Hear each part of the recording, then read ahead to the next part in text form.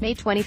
Reuters, some Boeing Co workers at the planemaker's factory in South Carolina will vote on union representation later this month, The Wall Street Journal reported on.wsj.com/2zev6px on Monday, citing U.S.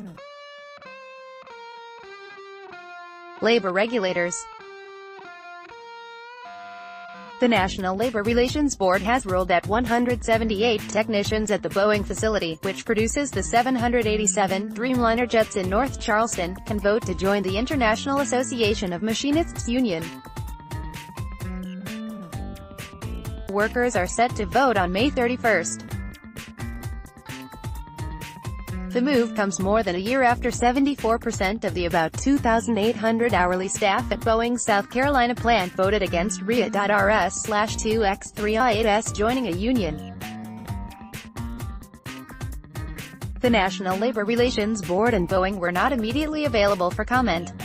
Reporting by Ann Kittage-Mehra in Bengaluru, editing by Cynthia Osterman, Our Standards. The Thomson Reuters Trust Principles.